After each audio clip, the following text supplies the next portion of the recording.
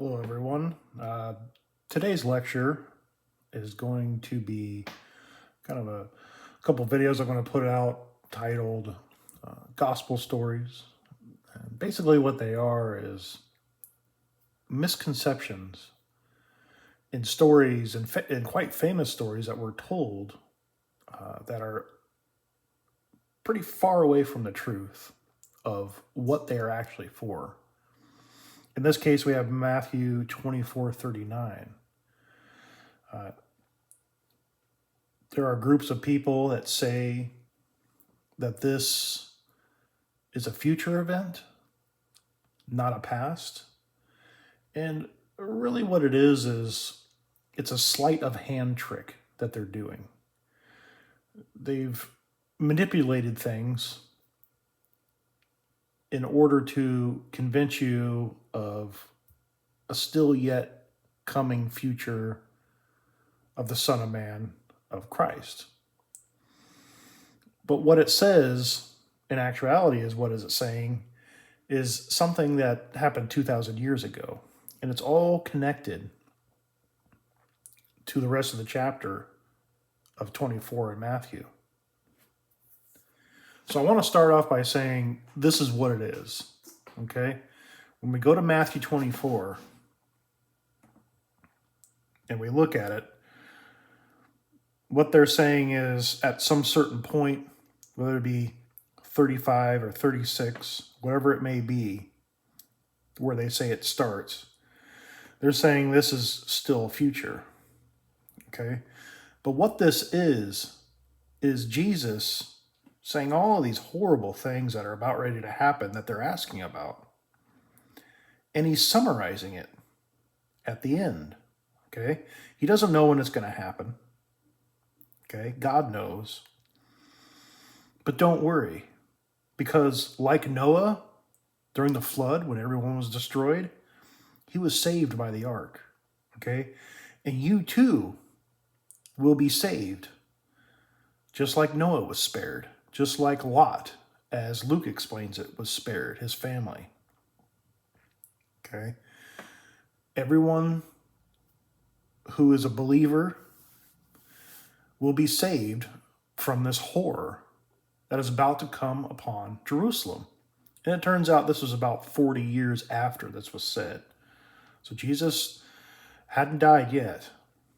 This is one of his last stories that he was telling, but he was reassuring them that it's going to be okay, but you have to stay alert. That's what this is all about. Jesus is saying, look, I don't know what's going to happen, but like these trees, where is it? Up here, the trees, when they start to take bloom, you know that summer is near. Okay, it's the same thing. When you start to see these signs, what signs? All these signs. When you see all this stuff starting to happen and build up, you see the abomination of desolation, which turns out to be the Roman army in Luke. And we'll get into that. But I just wanted to give you a quick overview to tell you what's going to be said, what is being said. And basically, I have to unscrew your mind because people have been told that it's a certain way. But what I'm going to demonstrate, I'll do it slowly because it does take a second, because you've already been told one way, so it seems a little odd, but it will make sense once we put it up against Luke, because he's the only one that talks about this. This is not contained in Mark. He alludes to some of the same things, but this whole Noah and the flood is not there. Okay, but this is the part of what he's saying is you need to be alert. Okay, you need to look out for the abomination of desolation that's going to take place. But don't worry, guys and gals. You're going to be fine, just like Noah was fine, just like Lot was fine. So you too will be fine. It will be okay, because you're going to get out. But you got to pay attention, okay? You got to look for the signs. So let's get into it. I wanted to start with a little bit of we have to cover a little bit of the backstory. Now, in Genesis 7:17, I want you to pay attention to what it's saying. Then the flood came upon the earth for 40 days, and the water increased and lifted up the ark, so it rose above the earth. The water prevailed and increased greatly upon the earth, and the ark floated on the surface of the water. Pay attention to this. This is all about the ark and the water lifting up the ark, okay? Read this as many times as you need to. 17 through 21 of Genesis 7, okay? The water prevailed more and more upon the earth, so that all the high mountains everywhere under the heavens were covered. The water prevailed 15 cubits higher, and the mountains were covered. All flesh that moved. So let's recap real quick. They're just talking about when it started, okay? The flood came upon the days. The water increased. Now what's missing here? There's this kind of outlook on this event that seems like a tsunami came, okay? It didn't. It's more like a tub. And you put the stopper in, turn the water on, and it started to fill up. If you look at any flood videos, okay, anywhere, you got a foot or two of water coming in on land. It's very destructive. Okay, you can look at Japan that had a tsunami, the tsunami that took place in Southeast Asia. Okay, just a little bit of water can do a lot of damage. Now you think about this ark. What's it made out of? Wood. Maybe gopher wood, maybe very strong, but still, how flexible can it be when it gets smashed up against a bunch of trees or a bunch of rocks? Okay, I don't know if the ark was compartmentalized like our modern ships are, where you can just close off watertight a certain section that had damage. That's what sank the Titanic. They had that, but they just went over the walls and went into a different compartment. If there was a strong tsunami or any kind of gushing water coming in, it would rip the ark into pieces. It would tear it apart. All you got to do is watch a couple videos of floods and flood damage, see what kind of damage can be done in this situation. That's not what is happening here. It's just being lifted up, just like a tub. Okay, you'll see it. Now, we're going to move from that focus on to humans. All flesh that moved on the earth perished. Okay? Birds and cattle and beasts and every swarming thing that swarms upon the earth. And all mankind. Not a lot of emphasis on the people, is there? I mean, there's more emphasis on the animals. They talk about it more. But what did they say about the people and flesh? They just perished. All flesh that moved on the earth perished. That's it. That's all the information we get. Okay? Keep that in mind. It's very important. And it's very important in the way, in the emphasis of the ark. And we're talking about Matthew again. He's a very, what we refer to as a throwback person. Even the words he uses are the same. Okay, the same Greek words as they have in the Septuagint, which is the Old Testament in Greek. So we'll move to Matthew 24. And this is the part where they say it's still future. Okay? The day of the hour no one knows, not even the angels of heaven, nor the Son, but the Father alone. For the coming of the Son of Man will just be like the days of Noah. Okay? For as in those days before the flood, they were eating, drinking, marrying, given in marriage, until the day that Noah entered the ark. And they did not understand until the flood came and took them all away. Now let's stop here.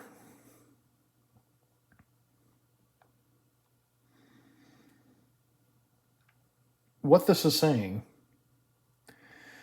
is Jesus doesn't know when it's going to happen, but God does. But he knows it will just be like the days of Noah. What happened? Everything was just hunky-dory until the day that Noah entered the ark. That's the focus, the ark. Remember Genesis? We were just finished. The ark is the emphasis. Okay? And they did not understand. Now, who didn't understand? If we read more in Genesis, obviously Noah and his family and the people knew that that ark was being built, but Noah obviously had more information as to why it was being built, okay, and what was about ready to happen. So they did not understand. It's obviously the people when it started to happen. Now again, the world started filling up like a bathtub. So first you got a flood. Oh, look, a flood. Then it got a little worse. Wow, this is a bad flood. Then it got a little worse. Wow, this is a really bad flood. Then people start to get worried at some point. It gets real bad. Next thing you know, they're on their house. Wow, this is bad. Okay? Keeps going. It doesn't stop. Okay? I mean, at some point around now, people are starting to drown. Okay? They're on their roofs. They can't. I don't know if they could swim.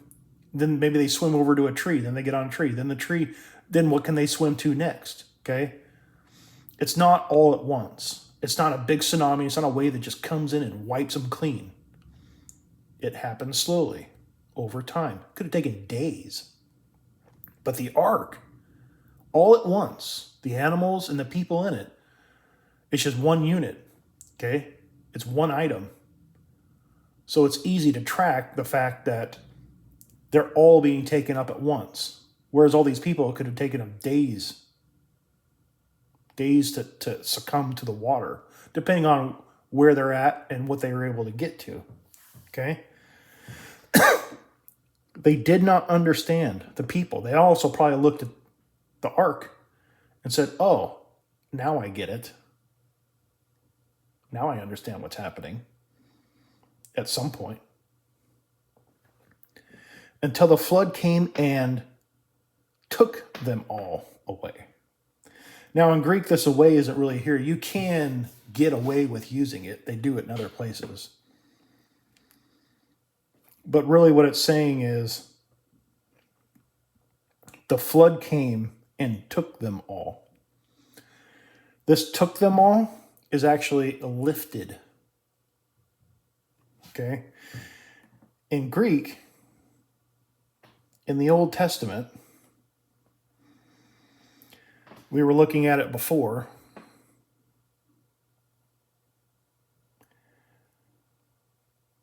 This word right here, ep-arin, okay? It's the same here, arin.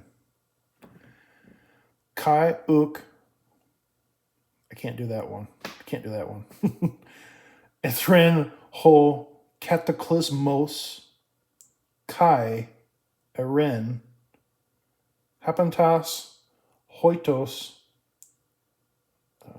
este kai he. You could look at this right here, but you can see, and they knew not until the flood came and took away all. Okay, but if you look over here, it's lift up or rear up. If you look at the Greek, the actual word, which is here, arin, he, she, it, lift, pick up. So like Jesus, you can see they asked to take his body, arin, took away his body. That's how they used it in that way.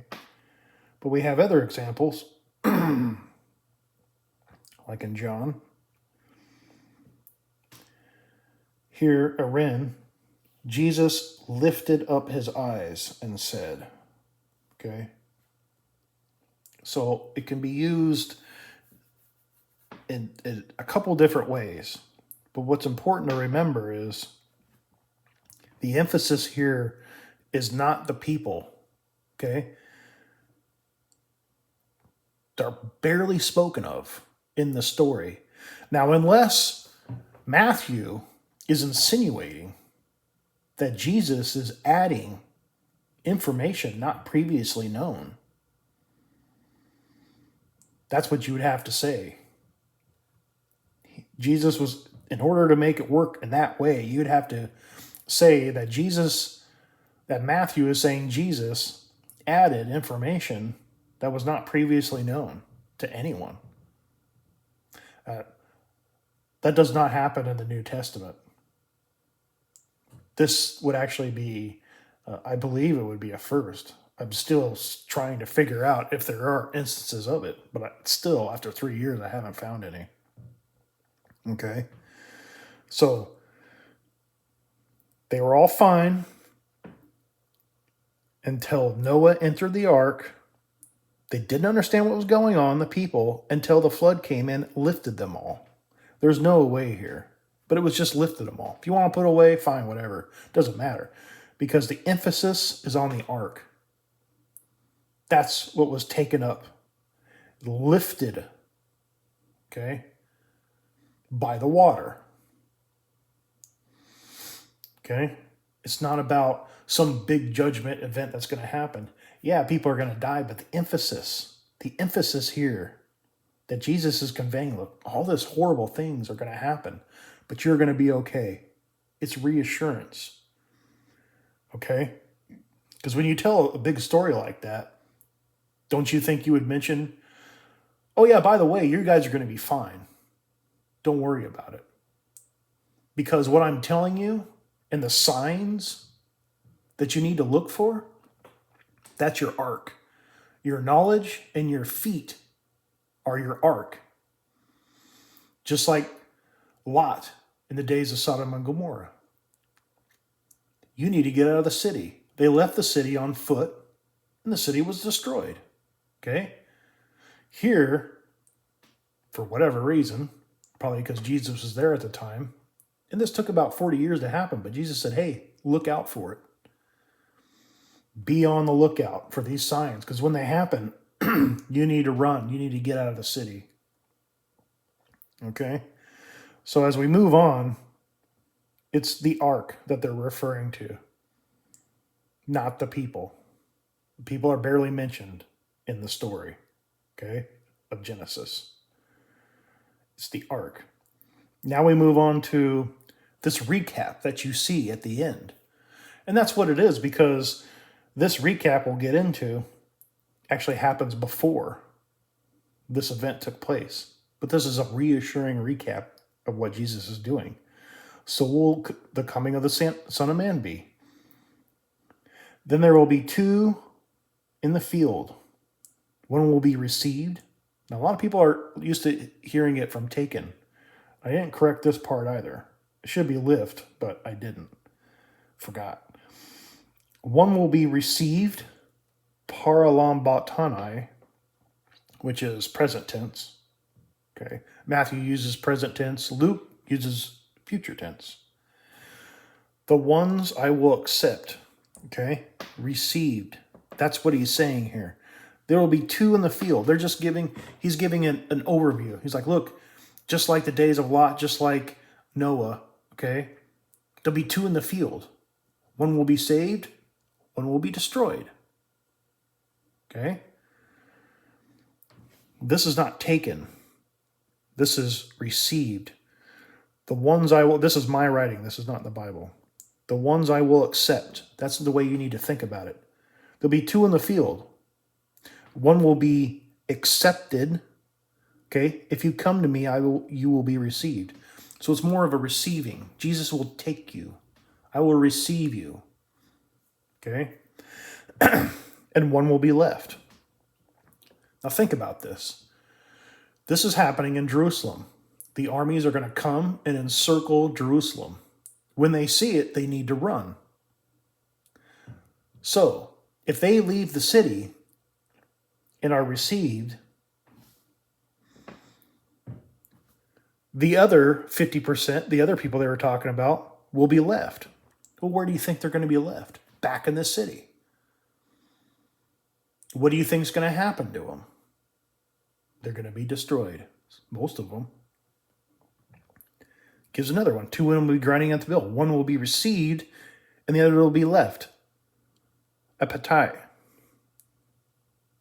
That's more aphemi, but it's present tense. My pronunciation isn't that great, and I don't even think it's an emphasis, because in most cases we don't really know. I'm really good at Luke, because in Luke it's future tense and it's aphiemi. This is aphatai. Okay, which means cast off. Or when Jesus says, her sins, which are many, are cast off. Okay, it can be used in a wider range of words, but most of them are not positive. We can look at parlambantai, okay?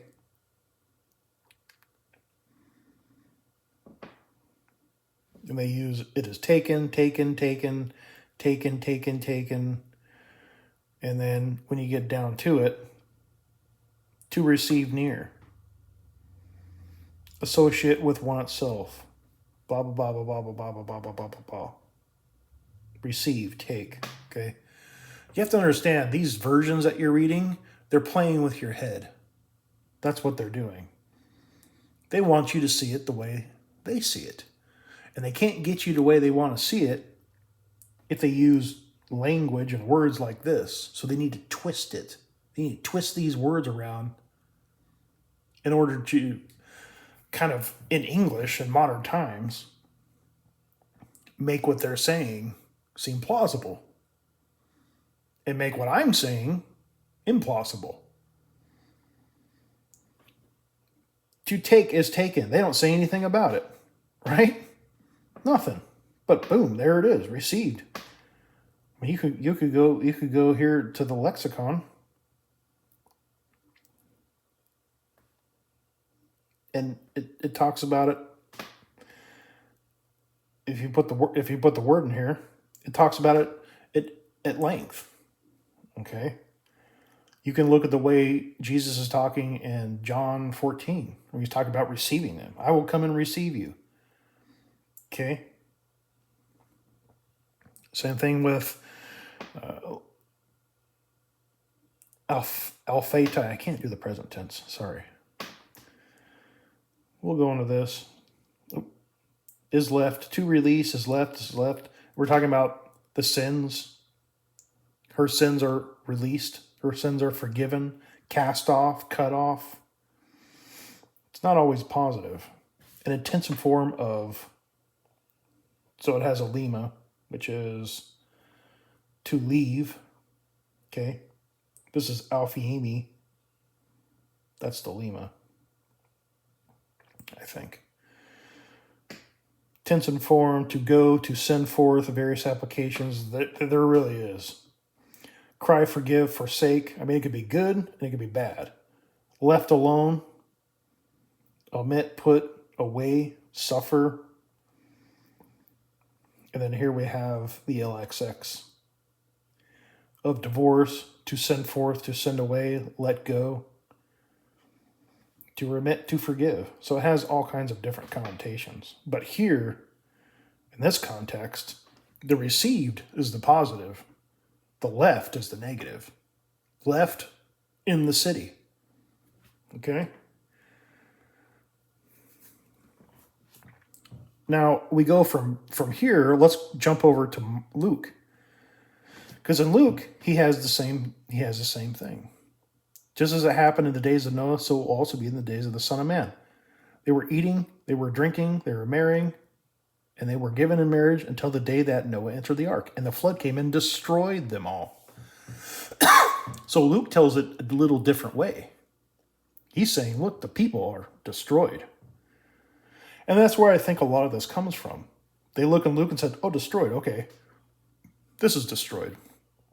And so on and so forth, and it changes. It's been 2,000 years. A lot of nonsense can happen in 2,000 years. I mean, look at our country. I think we're barely 300 years in the USA. Look at all the nonsense that's going on here. So you can tell it Doesn't take a lot of time for human beings to screw things up pretty good.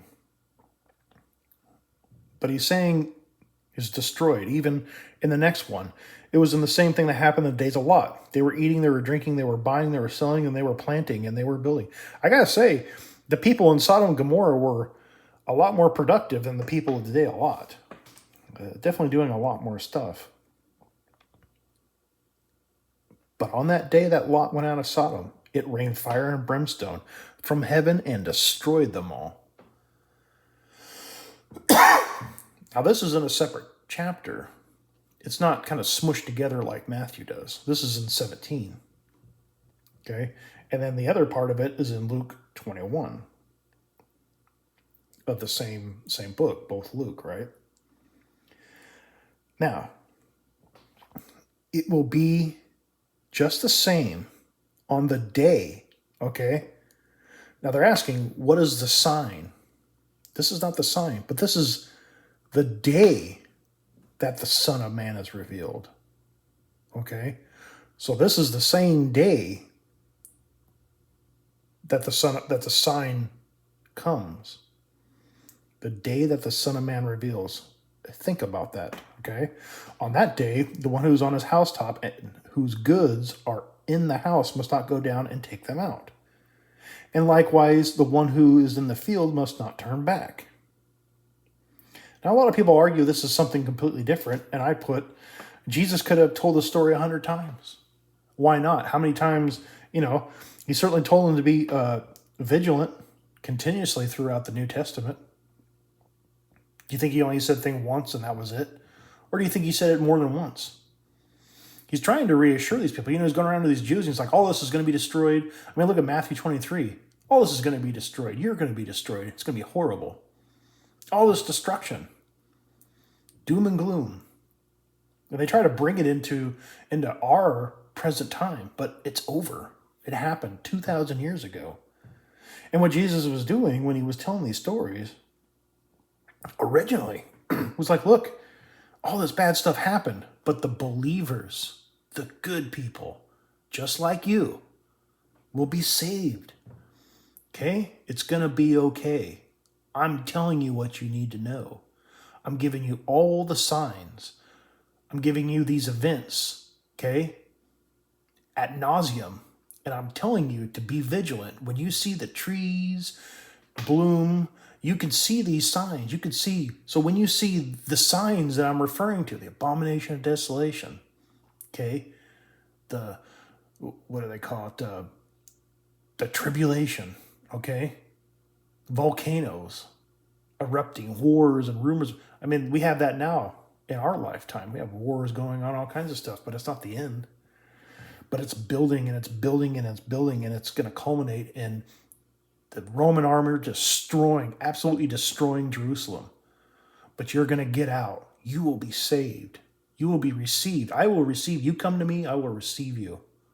Okay? The rest, they're going to be destroyed. Where they are, the vultures will be. Okay? There's two groups here. The screwed and you. But when you look at it, in chapter 21, a lot of these, if you'll notice, and it is kind of confusing, but if you take them and you separate them, get like 3 or 4 Bibles is what I do, and just open the pages. And we're not even talking about Mark yet. Because Mark does not have the story, but he has information in it. But when you see Jerusalem surrounded by armies, then recognize that our desolation is near.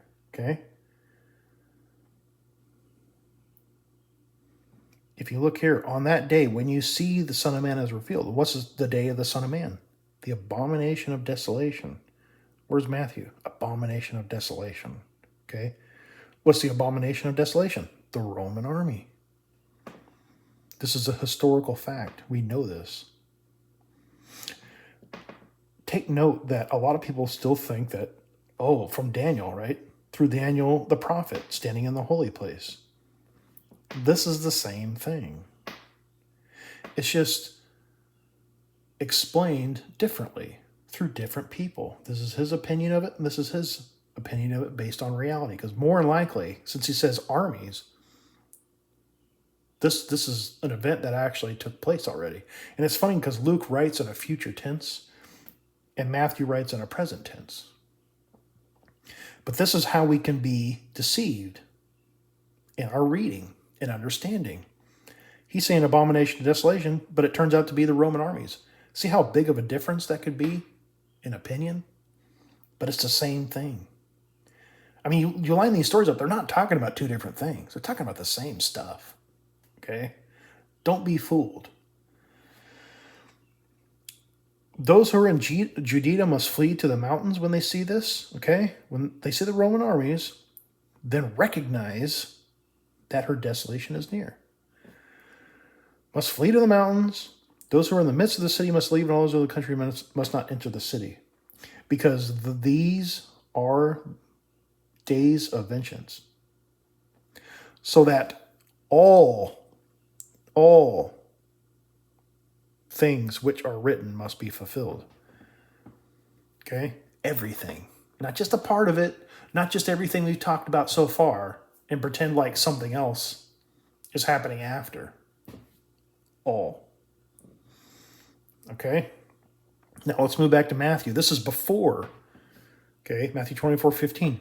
Therefore, when you see the abomination of desolation, which was spoken through the general of the prophet saying in the holy place, let the reader understand. Then those who are in Judah must flee to the mountains. Whoever is on the housetop must not go down to get his things out that are in his house. Whoever is in the field must not turn back and get his cloak. Okay, they're all talking about the same thing here. This person who's out in the field, I mean, come on, it's pretty on the nose of what's happening here. Okay, and it relates to this. It relates back to Luke 17. On that day, the housetop goods must not go down and take them out. Likewise, whoever's in the field must not turn back. Okay, Luke 17:26. Matthew 24:15. Whoever's on the housetop must not go down. Whoever's in the field must not turn back to get his cloak. All right?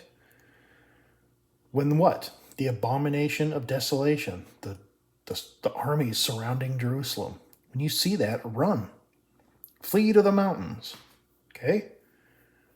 This is a historical story that happened 2,000 years ago, and it was intended for the people that he was talking to and the people that would be around to see this event. That's why they say this generation, over and over again. Now we get back into where we were before. Here's verse 36, but so you can see, again, it serves as a positive reassuring ending for the believers. Okay? Because you have to understand, when this happens and takes place, people saying this is still future. But this, Matthew 32, happens before this. Matthew 24:29. Okay? Put it right here. But immediately after the tribulation, okay? Immediately after the tribulation, there's no breaks, there's no nothing. Of those days will be darkened, and the moon will not give its light, and the stars will fall from the sky, and the powers of heavens will be shaken. Okay? And then the sign. This is what they were asking about in Matthew, and everywhere, really. The sign of the Son of Man will appear in the sky. Okay? Now remember earlier in Luke it said, the day of the Son of Man? So these are all at the same time. But Luke is saying it's on a day. But on the same day, Matthew is saying the sign will appear in the sky. And all the tribes will mourn, and they will see the Son of Man coming on the clouds. This time he's on the clouds. You also notice this. Sometimes he's coming in the clouds, or on top of the clouds, or with the clouds. But here in Matthew, he's saying on the clouds. With power and great glory. That's God. And he will send his angels forth with great trumpet, and they will gather his elect from the four winds, from one end of the sky to another. Okay? Now, when we take this, what they say is past, this event, you can't do that because this is connected to this, Matthew 15. But all he's doing here is he's wrapping it up. He's wrapping it up and saying, look, you guys are going to get out of this. Just stay on the alert and you'll be fine. You'll beat this, just like Noah, just like Lot. You'll be okay. Okay? For the people he was talking to, the four disciples. That was Andrew, Peter, James, and John. Okay? 4 people, as said in Mark 13, after the poor widow story. Now, when we get to this part, after this part, if we switch back over to Luke 21, he's saying the same thing. Behold, then he told him a parable, behold the fig tree and all the trees. As soon as they put forth leaves, you will see it, and know for yourselves that summer is now near. So you also, when you see these things happening, recognize that the kingdom of God is near. Okay? So this 2,000 years ago, before the temple was destroyed and Jerusalem was sacked, the kingdom of God was near. Now again, especially in Luke, truly I say to you, this generation will not pass away until all these things take place. You'll also notice that he's saying you people, not those people. And people really try to twist that. I don't know why they do that. But they get away with it because they kind of numb your brain and just keep jamming that stuff in there. But it's you. Okay? And a lot of people say, oh, well, they're saying you in future tense. Well, of course. 40 years prior to the event is future tense. Okay? If you went to Easter at your family's house and you're planning it out, that's future tense, but Easter's over now. So it's not future tense anymore. Even though the text you're writing to them about when you're going to be there and et cetera, and bring this, it was all written with the emphasis that it hadn't happened yet. It was going to happen. But it's over now. But just because you wrote it in future tense doesn't mean it's that way forever. And it's the same thing here. Heaven and earth will pass away, but my words will not pass away. Again, be on your guard, so that your hearts will not be weighed down with dissipation and drunkenness and the worries of life, and then that day will not come on you suddenly like a trap. Now, what do all these people say? Oh, when Jesus comes back, it's going to happen, like the rapture crowd. Oh, it's going to happen. It's just, Trump's going to blow, and it's just going to happen in a snap. Well, here he's saying it's not going to happen suddenly, is it? Because he's not talking about that. That event, that it's future, is made up. It's a complete fabrication of the story, and a real bad one at that. Because all you got to do is look at Luke and Mark, and you put them together, and none of this stuff works the way they say it works. It's really easy to manipulate Mark or Matthew because he kind of sensationalizes it. He sounds like he's one of those people who's got a big heart, kind of like a dreamer. Okay, he likes to really lay it on thick. Luke is very, 2 + 2 is 4, and that's it. He's probably like a wet blanket. Okay, one of those people, as far as personality is concerned. I'm sure Matt would be able to be a great storyteller around the fire. Not so much Luke. Luke would be more like an academic lecture. Okay, but he's telling us, look, it won't come on you suddenly like a trap. For it will come upon all those who dwell on the face of the earth. Now, this earth right here is actually land. Okay? The face of the land. It's not earth.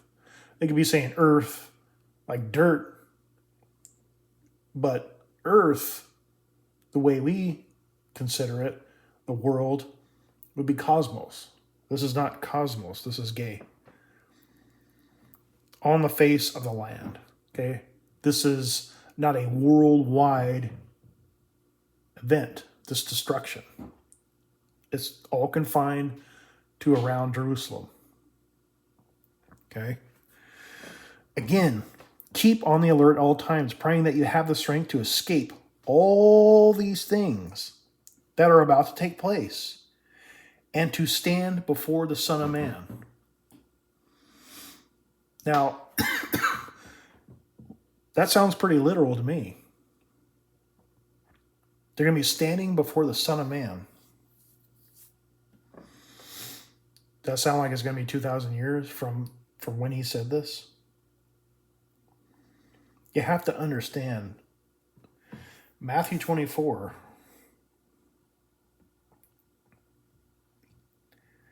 is talking about and reassuring them that they will be saved. Okay? One will be received, one will be left. In Luke, they'll say, "Where, Lord?" Well, where the bodies are, there the vultures will be, right? And he says that up here too. Right there, wherever the corpse is, the vultures will gather. So they are mixed up. But if you put them together, you can match them up. And they're not talking about different things. This is a one-use thing. The same exact scenario isn't going to happen in the future because they never indicated that it was. All those people are dead. Peter's dead. Okay? John, dead. They're all dead. It's not going to happen. And it had to have happened in their generation. It had to. Those four that he was talking to, the last breath of the last person living on earth. Once that person takes their last breath and dies, that's it. That's the time frame. That's as far as you can go. So unless John is still living somewhere, it just doesn't work. You cannot get it out of the timeline that Jesus put down and the sequence of events that happen. You can't just take stuff out of it and put it back somewhere else. The people that say this are just really stupid, okay? Stupid because they think they can get away with it. And I know they know better. That's the problem. They know better and they still continue. They still continue to tell you this story. Why? Because that's who they are. You going to give up your entire life to do the right thing? Let's say you got a good job? No. You're not going to quit everything and go work at Burger King and restart your life. And they're not going to either. But they're also not going to be honest with you, which is bad. But this is how the story originally was told. This is what it meant. Okay? Even in Matthew, when you go down, be alert. And really pay attention to this night. Because over in Luke, he talks about 2 women will be sleeping, or two will be in bed. On that night, 2 will be in bed. So he talks about the day and night. Okay? Luke talks about that. It's really interesting. I might go over to it. But be on alert, be on alert, be on alert. Okay? And then what comes after that? Again, be on the alert, be on the alert. And then we have the separation and the judgment. Okay? You see that? See the sequence of this? The sequence of events that it happens in? Birth pains, abomination of desolation. Okay? After the tribulation, immediately after the tribulation. See how this keeps going? Sign of the Son of Man. Right there. The sign of the Son of Man will appear in the sky. Okay? So that's basically it. When this happens, it's over. Jesus says, pay attention. Remember the fig tree? When you see it change, you know that he's right at the door. This generation will not pass away. I just don't know when it's going to happen, though. Okay? Only God knows that, the Father alone. But it will just be like the days of Noah. One will be received, they'll be okay. The other will be left behind. So don't worry about it. Now, if you want,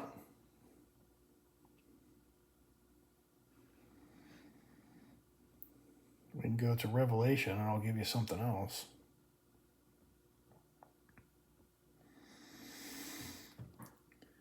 In verse 12 of Revelation 3, he who overcomes will make it a pillar in my temple. Now, obviously, there's no temple in heaven, so he's making an analogy here. I will write on his name of my God and the name of the city of my God, the New Jerusalem. This is actually not correct. They've changed it. Remember, the Revelation says don't add or take away anything? Well, they certainly did here, because the original Greek says the New Jerusalem, the one coming down out of heaven from my Father, from my God and my new name. Out of heaven from my God. The New Jerusalem, the one present tense, even this which is present tense, but they've changed it to kind of, again, to manipulate it, to make it seem like something else. But really what it's saying is the New Jerusalem, the one currently descending out of heaven, katabino. Okay? So if this is happening at this time in the Philadelphia church, okay, and you look at this, and you look at the sequence here, we have the sequence of 70 AD, we have the destruction, so we have surrounded by armies, right? And then we have the sign of the Son of Man. Oh, sorry, that's not it. The Son of Man coming on the clouds, that's that part. It's not the Son of Man, somewhere else. That's in 17. So when you all see these things happening, recognize the kingdom of God is near. Okay? So data-wise, this New Jerusalem is the kingdom of God. Okay? If you look at Revelation 21, here, the New Jerusalem. New Jerusalem. Here, it says Jerusalem. Now, if you look at this, it says the New Jerusalem. That's not what it says. It says Jerusalem. Dummies. Right? I mean, how bad can it get? But they'll do it. And a lot of them don't even know that they're doing it. Even if you tell them that they're doing it wrong, they ain't going to listen. So don't let them. These videos are intended for people that actually care what's being said. They don't want the Pope's opinion. They don't want, John MacArthur's. They just want to know what it says. And that's what I'm telling you. Look at it. Look at it yourself. Look at the Greek. I've researched it all. Because they all have something to do with each other. The New Jerusalem coming down out of heaven from God. Okay? You see that? When did this happen? After the judgment. After heaven and earth passed away. You can take Daniel, you can take Revelation, and you can line it up with these Gospels. You can line them up, and you can see the sequence. Now, it's unfortunate that's not a word-for-word name. It would be great. So I have to put a little asterisk that maybe this isn't what they're talking about. And maybe it's not. But it sure is coincidental that the kingdom of God is also coming down at the same time as New Jerusalem. This New Jerusalem, this 1 through 8 of Revelation 21, is what exists on earth. It's the new heavens and new earth. That's what this is. It's invisible. Luke 17:21. The kingdom of God is inside of you. You will not see it coming, is what Jesus says to the Pharisee. You won't say, hey, look over here, look over there. The kingdom of God is inside of you. Okay? You won't see it. And it's also on an individual basis on top of it. So you really ain't going to see it. That's why you can't judge people. Someone could have the kingdom of God inside of them. You wouldn't know. Because you can't see it. There's no halo on their head. But you see the coincidences of these passages when you start to put them together. Kingdom of God, New Jerusalem. Okay, look at this. There's no outline of what's going on here. It's just an announcement. It is done. Behold, I am making all things new. It is done. Okay, then he gets into something completely different. This is the kingdom of God on heaven. This is the kingdom of God on earth as it exists for over 2,000 years. This is where you go when you die. Jerusalem. That's when you get to be with God. Okay? There's no tabernacle in a big temple, or it's not even a temple. How do I say that right? It's got marble and clear gold. See, there's no temple in it. Okay, it's heaven. It's where you go when you die to be with God. And they're just names that they're using to say how great it is. But there's no outline of what it is. There's just a promise. You see this? That's what happens when you thirst. Okay? This is what it is right here. That's the kingdom. That's the kingdom of God. That's the New Jerusalem. They're one and the same. And trust me, you ask someone that knows better about this, and they'll do a 180. They'll probably jump out of the window if they know what's going on. I've talked to a few people that don't know what they're going on, and a few people that do. And the people that do, shudder away. Light being shown on the darkness. Really. They run away from this verse. Because even when it's corrected, which you're not supposed to do, it still shows that the New Jerusalem came down at this time. Now, a lot of people will say, well, it came down in 96 AD. Okay. Still here. Whether it happened at around 70 or 96, kind of irrelevant to us today. Because it's here. Right there. The New Jerusalem. The one present tense that is coming down out of heaven from my God. Revelation 21. The New Jerusalem coming down from heaven from God. Okay? You think about that. You compare them. See what you think. This is not preterism, folks. I'm not a preterist. I'm a disciple of Christ. If this says Jesus was a purple brontosaurus that wore a sombrero and 2 6-shooters, I'm going to believe it. If that's what it really says. I don't care what it says. But I'm here to follow God. I'm here to do what he says. This is his. Everything is his. The air you're breathing right now is his. Everything is his. Your kids are his. Your car is his. But you get to use it. This is not future. Okay? This happens before this, 29. Okay? All he's doing is just bringing it down here. If you look at Luke, he does the same thing between the 2 chapters. He reiterates it. Okay? He carries it over. Look at it. He carries it over. It's a reiteration from here, and then he's reiterating some more information. And that's what Luke does too. It's not hard to figure out once you put them together.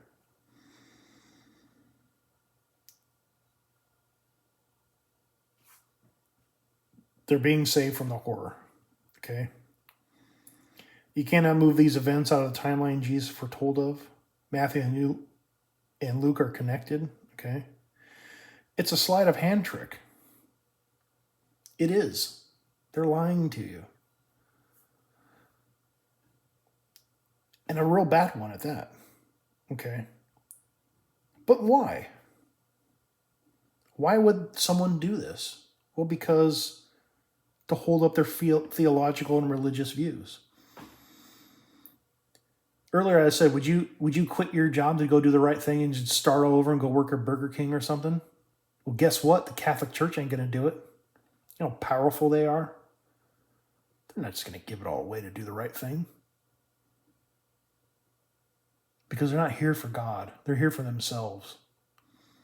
If you really believe you're here for God, then this stuff will help you. I had to figure this out on my own, which was great. That's why God decided to retire me, so I could study this stuff to tell you. This is not for religious people. This is for people that want to know what it says. And I'm leading you to it. It's all here. I have many other videos as well. All the information's there. It'll lead you right to it. You can look at it yourself. Take everything you know, put it on a shelf somewhere, turn your back to it, and look at it. Just look at it. And you need to think about who you're here for. Are you here for God, or are you here for yourself? Think about how people pick their churches. They don't go to a church that they don't like. Well, I hate this church, but they're correct. So I guess this is it. Right? That's your family. Well, this is my family. I got to put up with them. Not with church. Church is like, this church sucks. I'm going somewhere else. What's their message? I'll work. It's all the same stuff. I don't care. And you wonder why your life is so horrible. And you have to pretend. You only go to church to get high on Jesus. It's like a drug. Why do you think so many people that quit drugs and alcohol turn to religion? Because they get an emotional response from it. This is not an emotional response that I'm giving you. Nor did anyone else do it. They do it to screw with your head. These people aren't screwing with your head. They're telling you the truth. And I'm bringing it to you today in present day American. So you can understand what's being done. Then you can make the decision for yourself.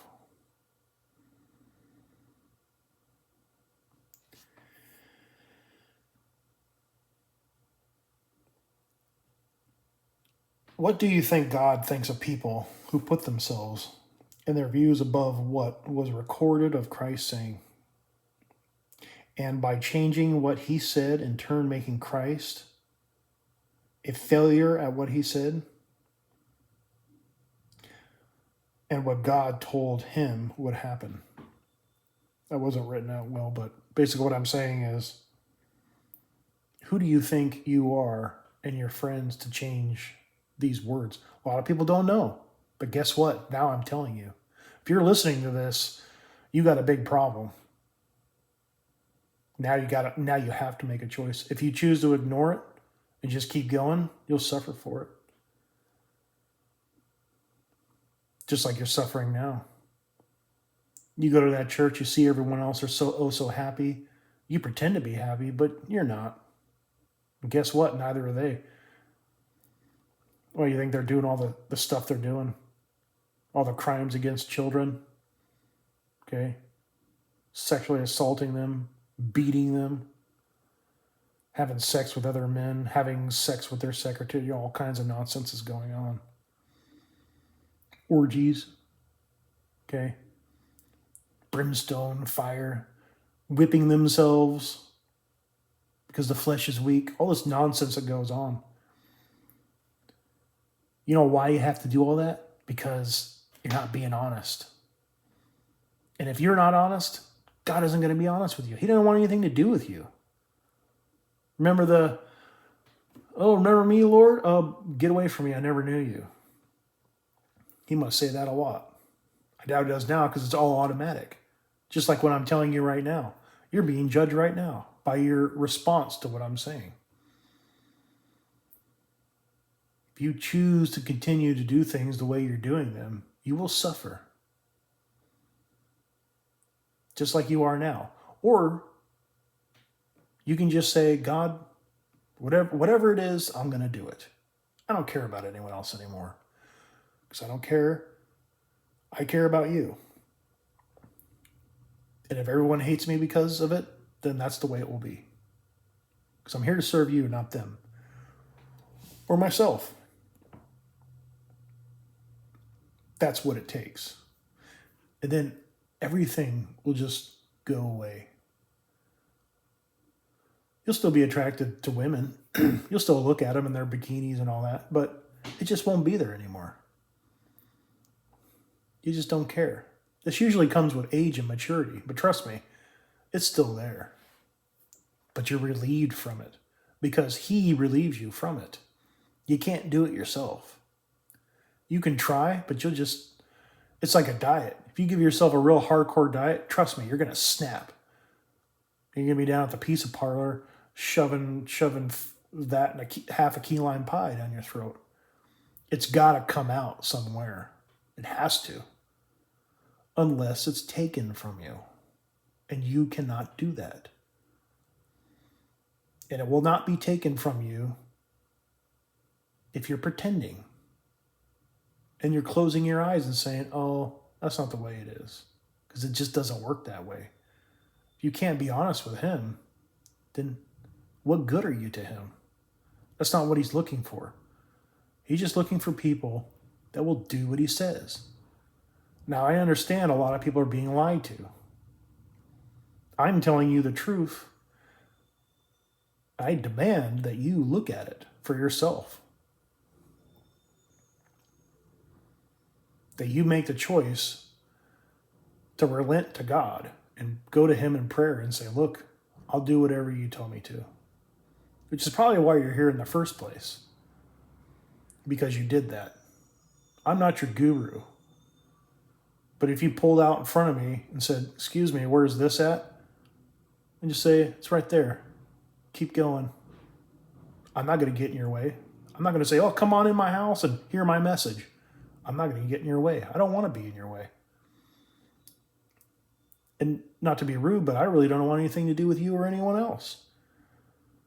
I'll be your friend and your brother, but I don't want to get in between you and God.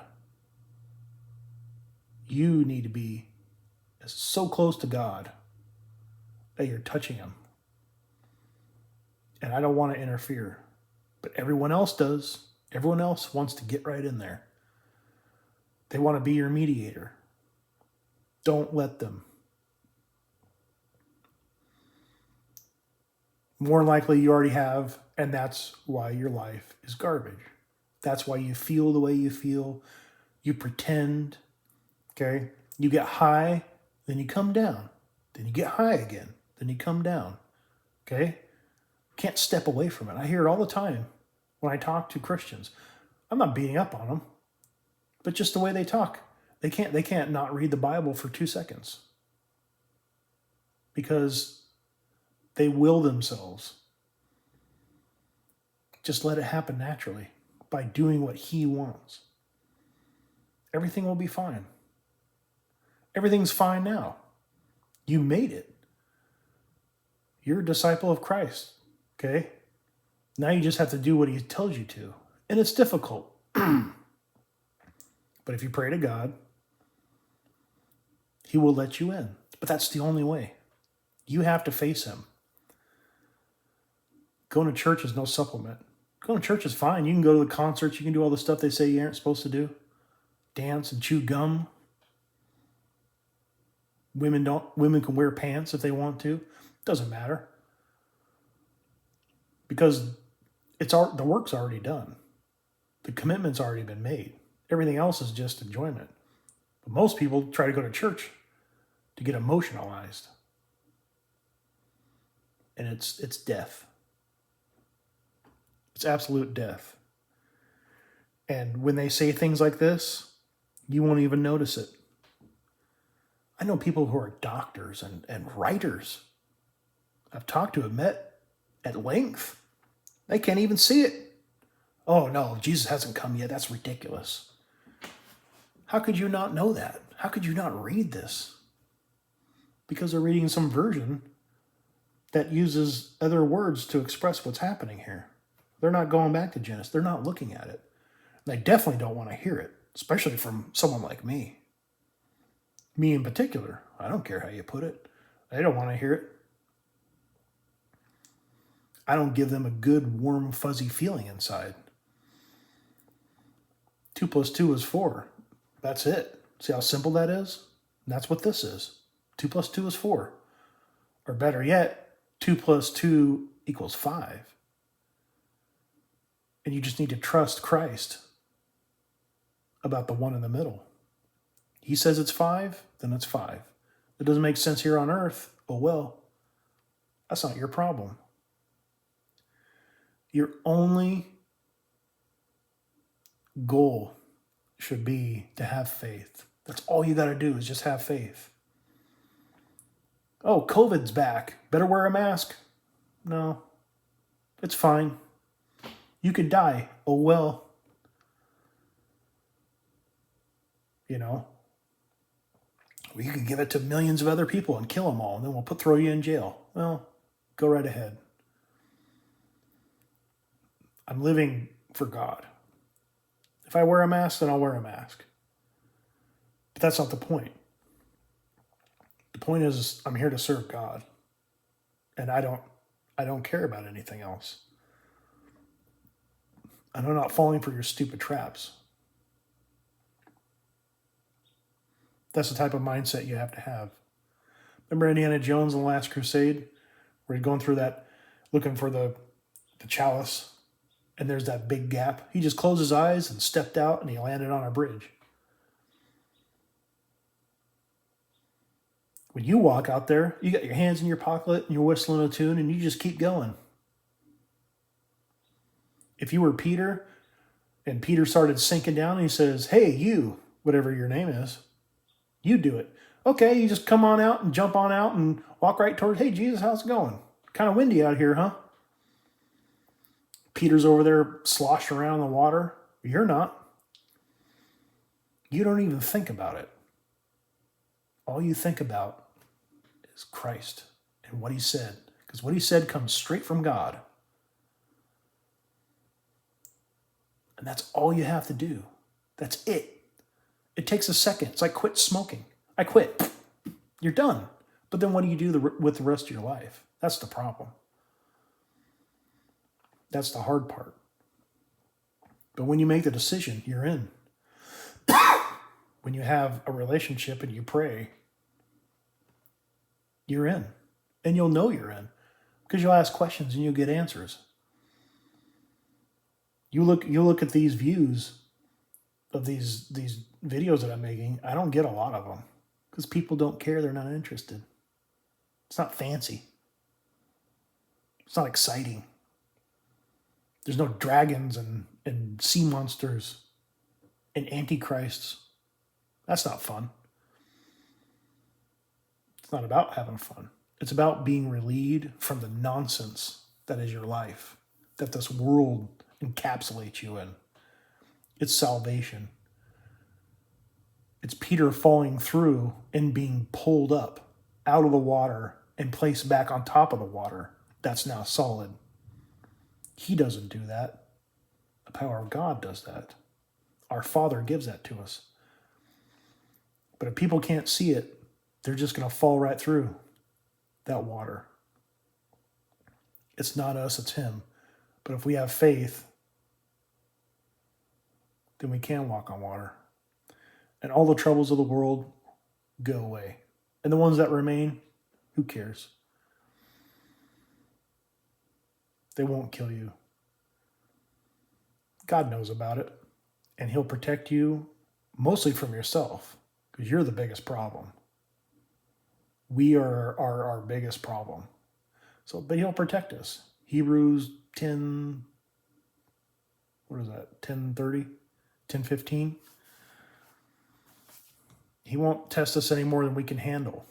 So don't worry about it. Everything's done. Everything will be taken care of. All you have to do is have faith and do a little studying. If you compare these books, take, I don't know, 30 minutes. You can do it as a family or friends. You'll see it. You'll see the truth, no matter what version you get.